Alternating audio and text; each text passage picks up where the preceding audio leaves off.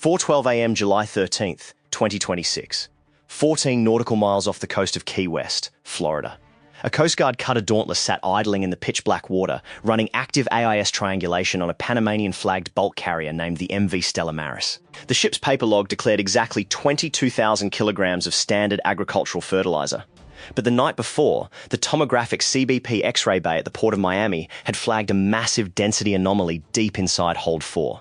7,500 kilograms were entirely unaccounted for, 38 minutes. That's how long the whole thing took. By 4:50 a.m., across 3 separate states, 41 target locations were under federal control. 83 people were in zip cuffs. 2 of them still wore navy blue retired military retirement pins on their collars. 600 federal agents, 11 helicopters, 14 SWAT teams fast roping out of Bearcats. It was the biggest domestic arms export prosecution in a decade. And it all started because a junior manifest reviewer noticed a math equation on his screen that just didn't add up. This is the story of Joint Task Force Tideline, how a multi-agency federal task force hunted down and dismantled a maritime shell network moving illicit dual-use components to non-state actors. To understand what happened on that dark morning off the Florida coast, you have to understand how this scheme was built. Start with the name on the passport. Start with the paper trail. It was 9:14 a.m. on April 3rd, 2026. Daniel Okafor, a 28-year-old junior manifest reviewer for Customs and Border Protection, was sitting at his workstation in the windowless intelligence room of the Port of Miami. Okafor had been on the job for 3 years. His daily routine was brutally repetitive. He reviewed inbound maritime cargo manifests, cross-checking declared weights, vessel origins, and berth rotations against historical database records. On his screen that morning was the electronic manifest for the MV Stella Maris. The ship was declaring a hold full of standard agricultural fertilizer. The paperwork was flawless. Every document was clean. The ITAR exemption was perfectly present. The Commerce Department license ECCN 2B999 was attached. All the digital signatures matched. But Okafor had been pulling a late shift, running a deep historical query on berth rotations. He noticed something odd. The MV Stella Maris was using the exact same 12-berth rotation pattern as 2 other completely separate vessels that had docked over the past 90 days. Okafor pulled the historical files. Vessel A, the Ocean Trident. Vessel B, the Caribbean Crown. Vessel C, the MV Stella Maris. 3 different ships, 3 different shell company owners, 3 completely different flags of convenience. But all 3 ships had docked at berth 4, transferred cargo to the exact same bonded warehouse, and used the exact same drayage trucking company. Okafor flagged the file. He didn't close the query. He escalated the anomaly to his direct supervisor, filing a formal 5,106 flag on the system. He didn't know it at the time, but that single keystroke cracked open a 14-month arms export ring operating right under the port's nose. Let's do the math out loud. The reverse arithmetic is the key to this entire case. The manifest for the Stella Maris declared 22,000 kilograms of standard agricultural fertilizer. Industrial-grade agricultural fertilizer is stored in heavy-duty, reinforced bulk shipping totes. Each standard tote, including the wooden pallet and the heavy polypropylene container, weighs exactly 1,250 kilograms when fully loaded. 22,000 kilograms divided by 1,250 equals exactly 17.6 totes. But maritime shipping manifests require whole numbers. You cannot load 6/10 of a shipping tote onto a bulk carrier. The math was physically impossible. On top of that, the tomographic X-ray bay at the port had already scanned the container. The density scan showed 14,500 kilograms of actual fertilizer. The remaining 7,500 kilograms in Hold 4 was something else entirely. Something shielded by thick lead lining, 7,500 kilograms. Over 8 tons of mystery cargo hidden behind a perfectly clean ITAR exemption. Within 48 hours of Daniel Okafor filing that 5,106 flag, the system lit up. The anomaly was escalated from CBP to the Homeland Security Investigations Field Office in Miami. HSI Special Agent Raymond Castillo, a 21-year veteran assigned to the Counter-Proliferation Division, received the file on a Tuesday morning. Castillo had spent 2 decades tracking illicit export controls. He knew that a 7,500 kilogram discrepancy isn't a clerical error. It's deliberate concealment. Castillo picked up the phone and made 3 calls. The first was to the FBI Houston field office, because the bonded warehouse receiving the cargo was registered in Texas. The second was to the Naval Criminal Investigative Service headquarters in Quantico, because the components being moved required military-grade end-user certificates. The third call was to the United States Coast Guard. Within 72 hours, Joint Task Force Tideline had its first official case file number. HSI took the lead. The FBI provided counterintelligence resources. NCIS provided technical military components component experts. The Coast Guard provided the maritime interdiction assets. The first obstacle they faced was jurisdictional. The MV Stella Maris was flagged in Panama. The shipping company was registered in Cyprus. The end buyer on the manifest was listed as a holding firm in the Cayman Islands. If the task force boarded the ship in international waters without concrete, undeniable probable cause, the entire prosecution would collapse in an international maritime court. Castillo needed absolute proof of what was inside, hold 4 before anyone could touch the ship. The solution was a covert dockside inspection. While the ship was anchored in Miami, CBP technicians dressed in standard longshoreman gear swapped out the port's standard X-ray scanners with a mobile tomographic gamma ray bay. They rescanned hold 4 in the dead of night. By morning, the nested internal compartments inside the bulk fertilizer totes were clearly visible on the imaging monitors. It wasn't fertilizer. They had the probable cause. But they didn't have the network. Not yet. The investigation now shifted from a port anomaly to a massive domestic surveillance operation. The target was the logistics network inside the United States. The man receiving the cargo was a composite figure known in the shipping logs as the consignee of record. His name was Mark Delacroix. On paper, Delacroix was a quiet, polite, 52-year-old financial consultant operating out of a sterile office building in Houston, Texas. He held a master's degree in international finance. He always paid his docking fees in cash. He tipped the dock workers well. Neighbours described him as a harmless consultant who travelled frequently for work. But underneath the polite exterior, Delacroix was the chief financial architect for a sprawling illicit network. His job wasn't to buy the weapons. His job was to wash the money clean and move the physical hardware out of the country under the guise of perfectly legal agricultural exports. Delacroix operated with extreme discipline. He built his empire on 3 primary financial channels using 97 subordinate shell companies. The transaction chain was always identical. The money would start in a private account in Miami. It would immediately jump to Blue Meridian Capital, a shell registered in the British Virgin Islands. From there, it moved to Artemis Aegean Holdings in Nicosia, Cyprus. Finally, it landed at a corporate trust in the Cayman Islands. The wire transfers were always structured to stay just under the $10,000 currency transaction report threshold. Over the course of 14 months, task force analysts traced over $430 million moving through these 3 primary channels. The money was buying highly sensitive, ITAR-restricted dual-use components. These weren't standard firearms. They were 460 individual, highly specialized components.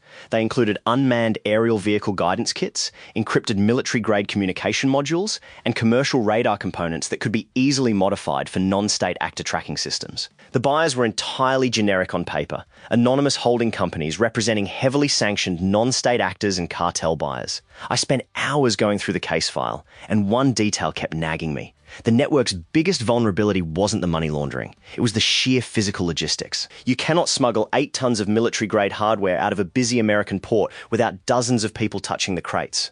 The task force needed to map every single hand that touched those containers. They turned to technical reconnaissance.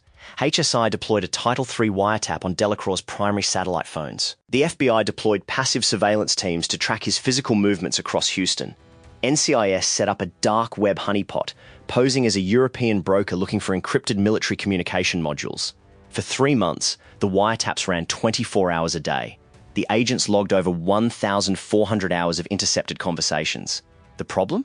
Delacroix and his inner circle never used names. They used rotating aliases. They spoke in coded language, referring to the components as spare tractor parts and the ships as delivery trucks.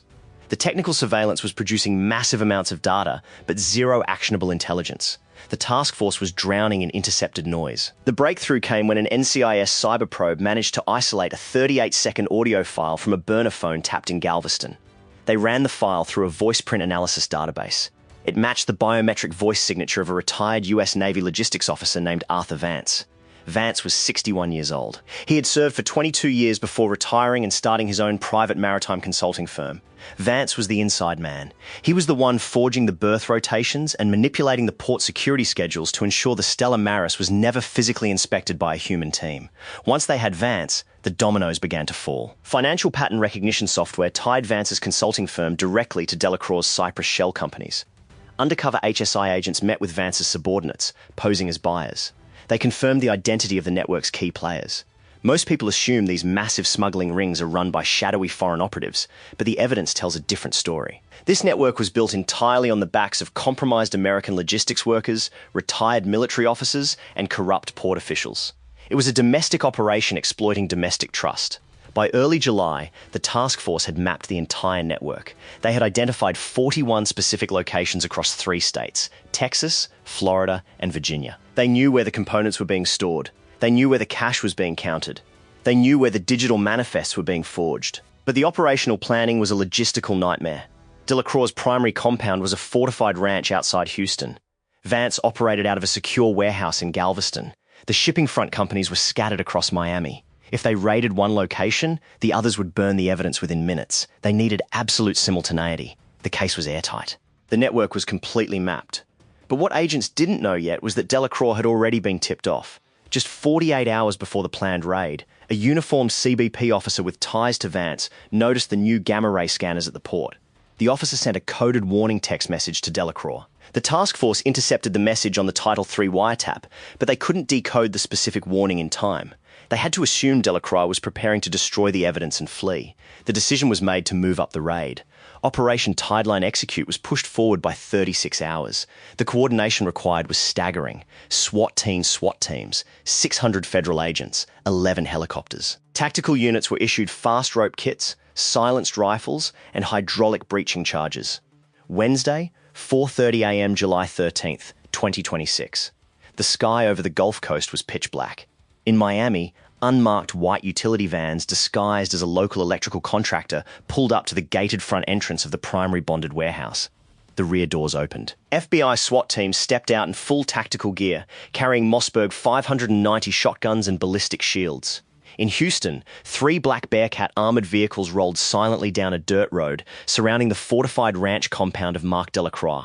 Off the coast of Key West, the USCG Cutter Dauntless was running dark, cutting its running lights entirely. A Bell 429 helicopter launched from the deck of the cutter, carrying a heavily armed Coast Guard tactical boarding team. At exactly 4:30 a.m., the command signal was sent. Tideline, execute.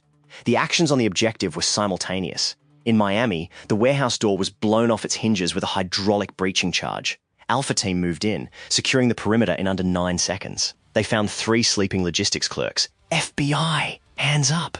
Do not move. The clerks were immediately placed in zip cuffs. In Galveston, Bravo Team fast-roped onto the roof of Arthur Vance's secure warehouse. They cut the fiber optic cables feeding the security cameras. They jammed the local drone frequencies. As they breached the skylights and dropped flashbangs into the main floor, Vance's 2-man private security detail opened fire. The firefight was brief but intense.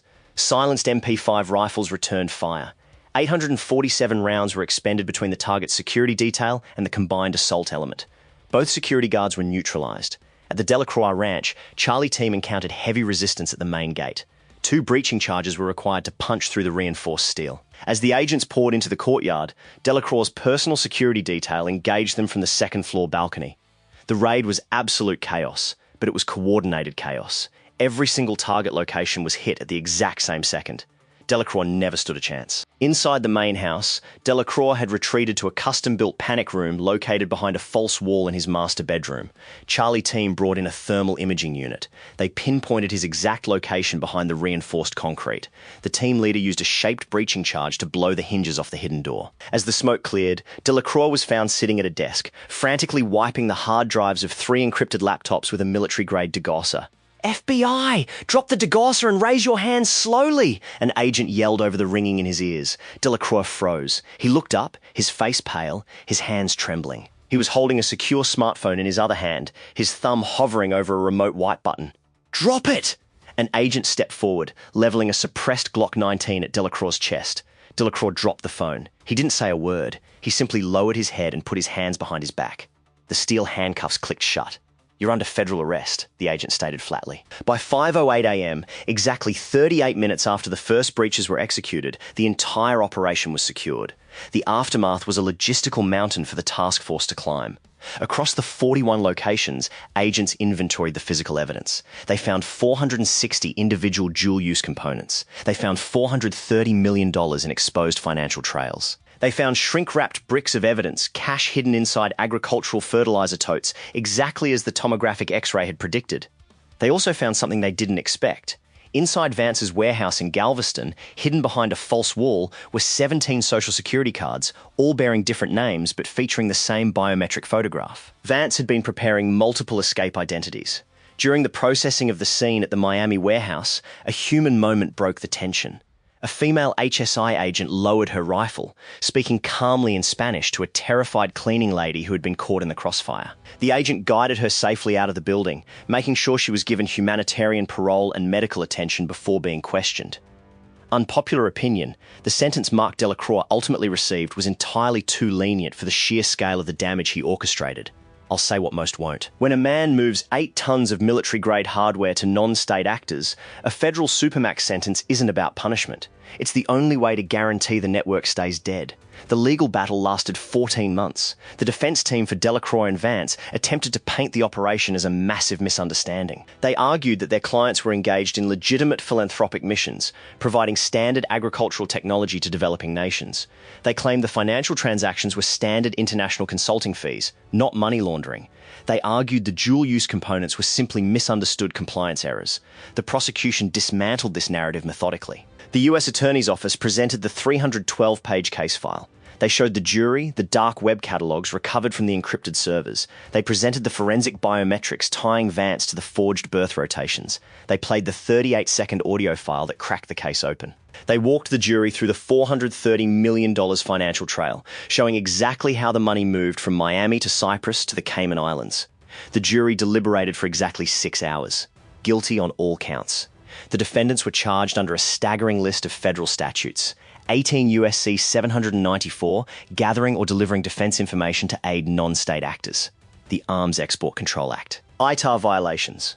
IEPA, the International Emergency Economic Powers Act. ECCN 2B 999 export control violations. RICO, the Racketeer Influenced and Corrupt Organizations Act. And 18 U.S.C. 1956, money laundering. The presiding judge, a strict proceduralist with 20 years on the federal bench, handed down consecutive sentences. Marc Delacroix received 25 years in a federal supermax facility. No possibility of parole. Arthur Vance received 22 years. The remaining 81 co-conspirators received sentences ranging from 5 to 15 years. The judge ordered the total forfeiture of all seized assets, including the bonded warehouses, the real estate, and the $430 million in laundered funds. But the case didn't end with the sentencing. When the FBI cyber techs finally cracked the encrypted servers recovered from Delacroix's panic room, they uncovered the true scope of the network. The client lists were massive. The dark web logs revealed foreign buyers, international oligarchs, and even foreign politicians who had used Delacroix's logistical network to move illicit cargo. Interpol immediately issued red notices for 14 additional suspects who had fled the United States before the raid. They were scattered across South America, Europe, and the Middle East. Today, those names are inside Interpol case files. They are not yet in handcuffs. The hunt for the buyers has just begun. One detail that stuck with me is the sheer fragility of the entire network. A multi-million-dollar international smuggling ring brought down by a junior analyst who understood that you cannot load 6/10 of a shipping tote. One discrepancy on one manifest unspooled a 14-month arms export ring. Every container at every port in this country is a number on a form, waiting for someone to check the math. If you want to keep walking through federal case files like this one, the way the agents themselves walk through them, subscribe to FBI documents, and tell us in the comments which unsolved case you want us to open next. File sealed.